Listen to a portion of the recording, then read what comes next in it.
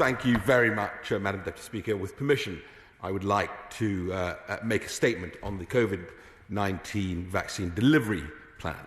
The plan published today sets out the strategies that underpin the development, manufacture and deployment of our vaccines against Covid-19.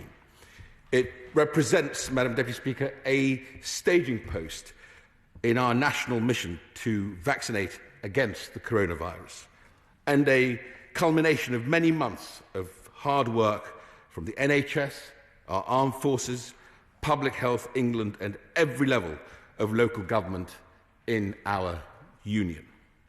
There are many miles to go on this journey, Madam Deputy Speaker, but armed with this plan, our direction of travel is clear, and we should be buoyed by the progress we're already making.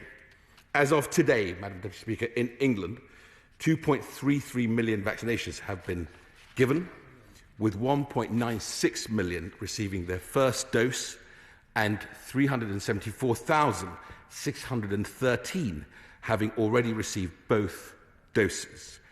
We're on track to deliver our commitment of offering a first vaccine to everyone in the most vulnerable groups by the middle of next month. Groups, it is worth reminding ourselves, Madam Deputy Speaker, that account for more than 4 out of every 5 fatalities from the COVID virus, or some 88% of deaths. But of course, this is a delivery plan for everyone, a plan that will see us vaccinate all adults by the autumn in what is the largest programme of vaccination of its kind in British history. Madam Deputy Speaker, the UK Vaccines Delivery Plan sets out how we can achieve that noble and necessary and urgent goal. The plan rests on 4 key pillars: supply, prioritisation, places and people. Turning to supply, our approach to vaccines has been to move fast and move early. We had already been heavily investing in the development of new vaccines since 2016, including funding a vaccine against another coronavirus, the Middle East Respiratory Syndrome, MERS. At the start of this year, this technology was rapidly repurposed to develop a vaccine for Covid-19. And in April, we provided £20 million of further funding so that the Oxford clinical trials could commence immediately. Today, Madam Deputy Speaker, we are the first country to buy, authorise and use that vaccine.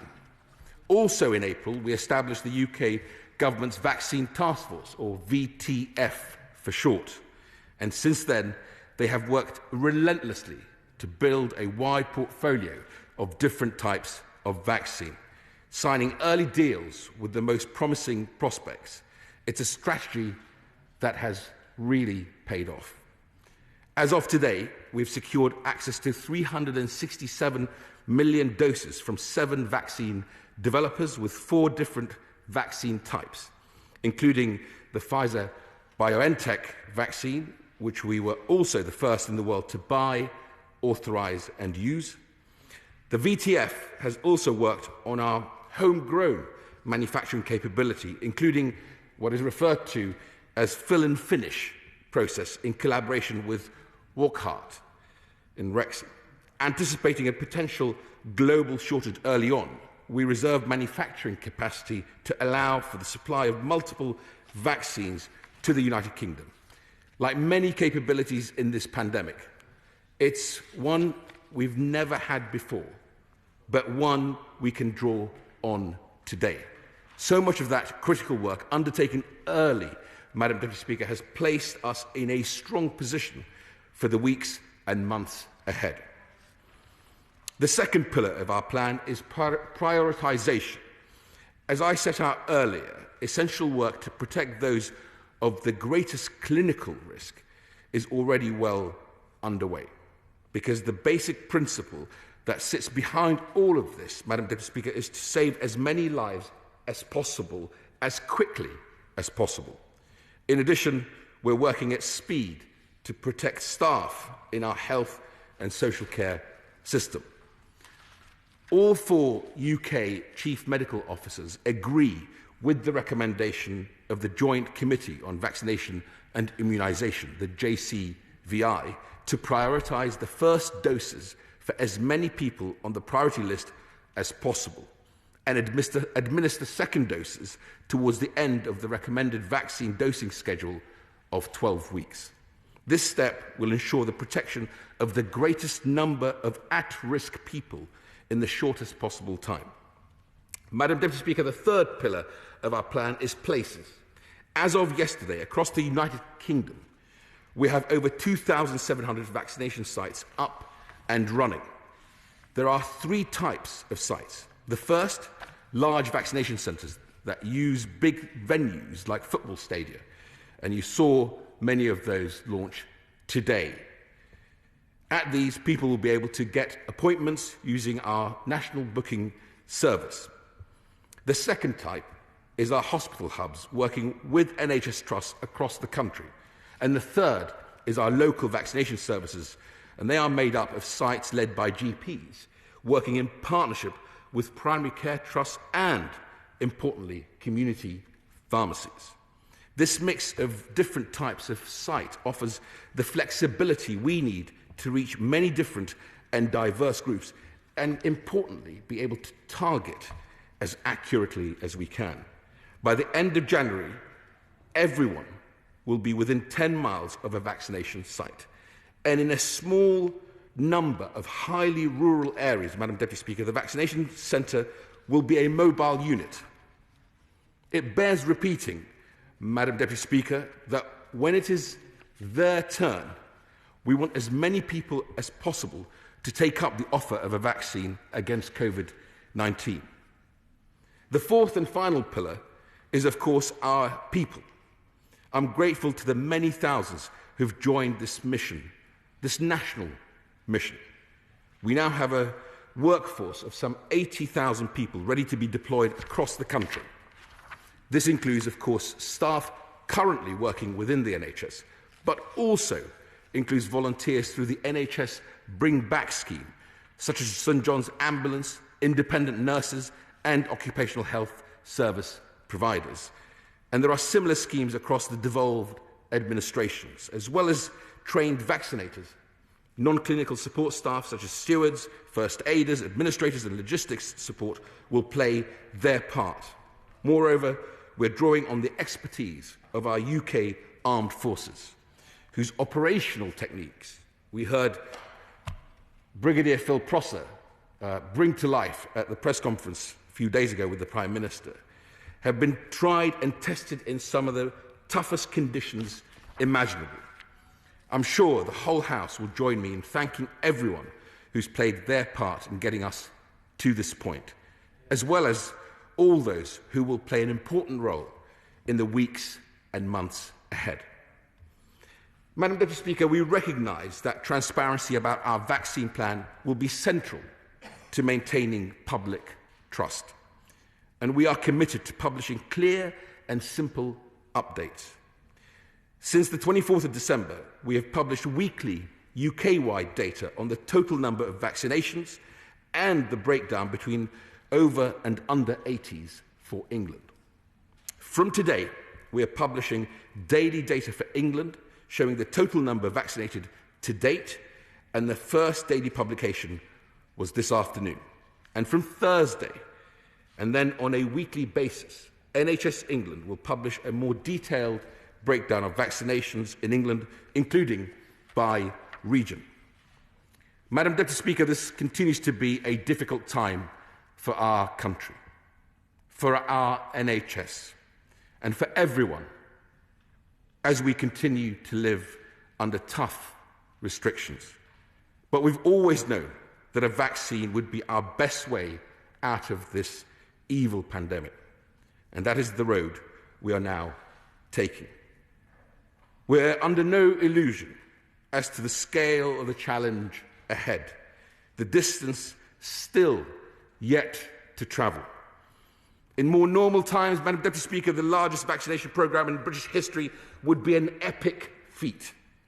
But against the backdrop of a global pandemic and a new, more transmissible variant, it is a huge challenge.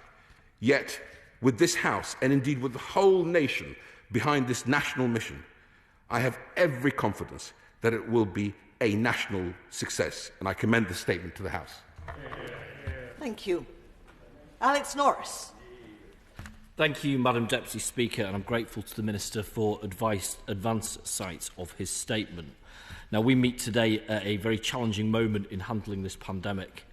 We have growing infection rates, we're in lockdown, businesses are shuttered, schools are closed, and tragically, more than 80,000 people have already lost their lives to this awful virus. And the vaccine provides us with that light, that glimmer of hope, and provides us with a way to beat the virus, saving lives and getting us back to normal. The government has succeeded with the development of a vaccine. Investing in multiple candidates has paid off handsomely, but a vaccine alone does not make a vaccination programme. And given the government's failures with the test and trace system and on the procurement of PPE, it is right that we scrutinise these plans carefully. Now, the plan itself is quite a conventional plan. Aside from the new big vaccination centres, it uses traditional delivery mechanisms operating within traditional opening times and access. As an opposition, we do have some concerns with this. We believe exceptional circumstances call for an exceptional response. 24/7 access. I know earlier today at the number 10 briefing that this was said to be something that people wouldn't be interested in.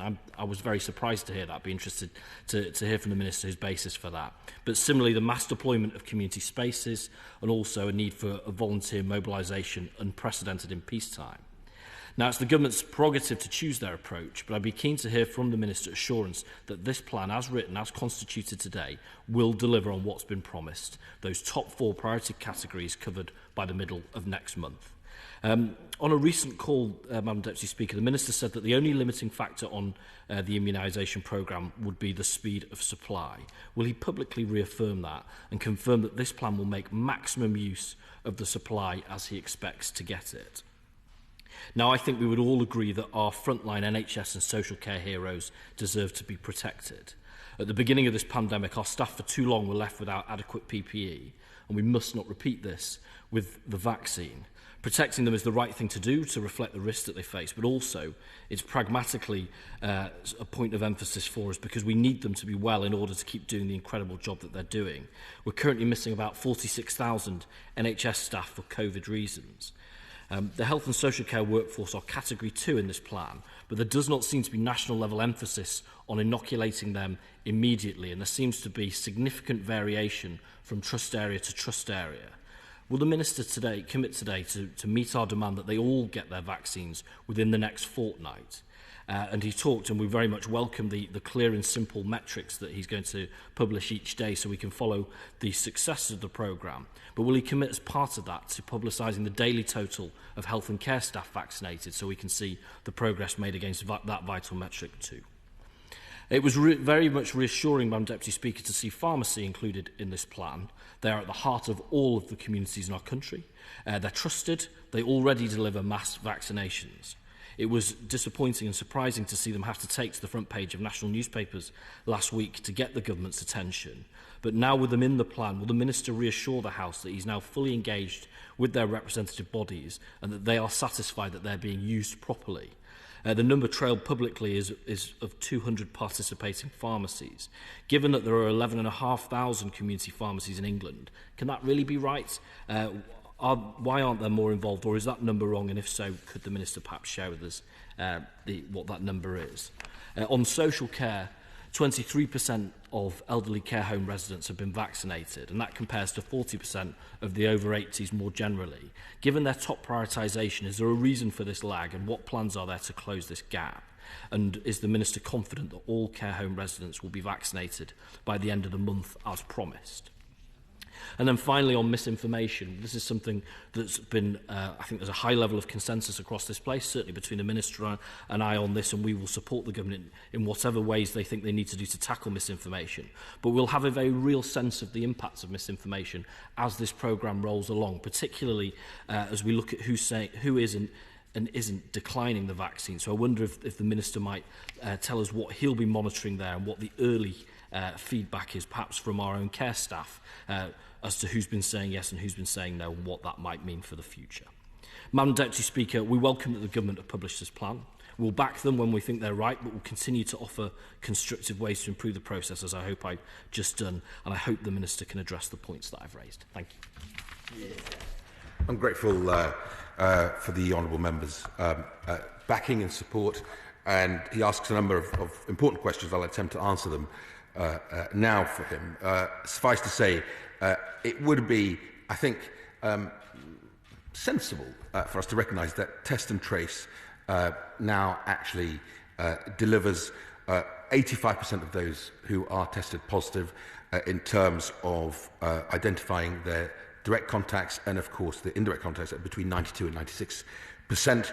I think over 5 million people have been tested and isolated and therefore not transmitting, not spreading this virus. 55 million people have been tested. It is a pretty major undertaking with capacity of touching 770,000 now and tests running at about 600,000 a day. From a standing start, Madam Deputy Speaker, about 2,000 a day back in March. It's a pretty remarkable achievement for NHS Test and Trace. On his 24-hour question, so there are two priorities for the NHS, and we've looked really long and hard at this. Priority number one is obviously to target very, very closely those four most vulnerable categories. The priority two is to try and get a vaccination to them as quickly as possible, so throughput. And this is linked both in terms of, if you go to a 24-hour regime, much harder for you to actually just target the vaccine at those four cohorts, because obviously when you have limited vaccine volume, if it's 24 hours open, you don't want people standing around or waiting for those people. Plus, many of these people obviously are over 80. Residents of care homes, we're going into care homes for them. And so the decision to go 8 to 8 is because we want to make sure there's even spread and targeting very closely. Now, that's also linked to throughput, i.e. how many vaccinations can you get into people's arms as quickly as possible. You don't want them sitting in fridges or on shelves. And actually goes to his question on both the 24 hours, but also on the pharmacy question. Now, the pharmacies that we are operationalising, the 200, all of them can do 1,000 plus vaccinations a week. So the focus in phase one, and certainly in the first four categories, and I think for the balance, the other, the total 9 categories, is very much on targeting and throughput, so that the sites, the 2,700 sites, are the best way that we can target that through. Obviously, primary care is very good at identifying those who are most vulnerable or over 80, and of course getting into care homes. Hence why the NHS plan and the plan that we've published today is very much based around those priorities. Now, as we enter phase two, where you begin to want to vaccinate as many adults as quickly as possible in the country, then you want convenience, of course. You want to be able to go into many, many more pharmacies so that you can actually walk to your local pharmacy or your GP and get your jab when you have limitless volumes of vaccines, as we have clearly now got optioned and will come through in the weeks and months ahead. And so that's the reason around that. And he's absolutely right. The limiting factor continues to be, at this stage, vaccine volumes. The NHS has built an infrastructure that can deploy the vaccine as quickly as possible, but it is vaccine volumes. Now, that will change, because with any new manufacturing process, especially one where you're dealing with quite a complex process, this is a biological compound that you're producing, it tends to be lumpy at the start, but it very quickly stabilizes and becomes much more even, and we're beginning to see that, which is actually good news. In terms of health and social care workforce, absolutely committed to making sure that they are vaccinated as quickly as possible. And of course, the residents of care homes, we're committed to making sure they are vaccinated by the end of this month, January, and I reaffirm that commitment to him. I think his final question was on data, and I'm glad he agrees that it's important, because the Prime Minister's absolute instruction to us as a team is we have to make sure we publish as much data as possible, as quickly as possible. Hence why we've moved to a rhythm of daily data, and then the Thursday more detailed publication, which will have regional breakdowns. And the NHS is committed, as they build up more data, for them to publish more and more. So the nation expects, and the nation quite rightly wants to see the speed and the targeting that we are delivering. But I'm confident that the NHS has a solid plan, that we have the volunteers, we have the army, two great institutions in this country delivering this campaign, and with the support of Her Majesty's opposition, I'm sure we will do this. Now we go to the Chairman of the Select Committee, Jeremy Hunt. Thank you, Madam Deputy Speaker. Can I congratulate the Minister for getting this programme off to a flying start? To vaccinate 2 million people, including a third of over 80s, just 6 weeks after the first dose was approved, is an extraordinary achievement, unmatched by any similar country. Can I ask him about the speed of the rollout? Many people want teachers to be jabbed as quickly as possible, but is it the case that all those in groups 1 to 4 will need their second jabs before we can make real inroads into other key groups? And will he publish not just the breakdown of numbers vaccinated by region, but by local authority area? Because I think a lot of people would like to know just how many people have been vaccinated in their local area. Thank you very much, Madam Speaker, and I'm grateful for my honourable friend's compliment, and this is only the start, and I hope that as we progress in the weeks and months to come, we will continue at the sort of focus, and the rate of output will continue to rise. I think he raises an important point around the critical workforce for the economy, like teachers. So the Joint Committee on Vaccination and Immunisation looked at all these issues and have come out very clearly in favour of us vaccinating the 9 cohorts that are most vulnerable to dying from Covid-19, hence why that is absolutely our focus. We are absolutely committed to making sure that people get 2 doses. So if you've received your Pfizer first dose, you will get your Pfizer second dose within 12 weeks of the first dose. Similarly, if you've had your AstraZeneca first dose, you will get your AstraZeneca second dose within 12 weeks. So those people that we will begin to reach in March, where we have to deliver their second dose, they will absolutely get their second dose. But to his point, the more vaccine volumes that will come, and we have tens of millions that will come through beyond February and into March, the faster we can begin to protect those 9 categories in phase 1. But the moment we've done that, then it's absolutely right, we should begin to look at the categories like teachers, police officers, those who may be exposed in their workplace to the risks of this virus. Of course, it's worth reminding the House that it is 2 weeks after the first dose and 3 weeks after the first dose with AstraZeneca that you begin to get that protection, not the moment you are jabbed. So there is that lag time as well. But his point is well made, that we need to make sure, as we protect greater and greater numbers of people in those 9 categories, we then move very quickly to the next dose. Now we go to Philippa Whitford.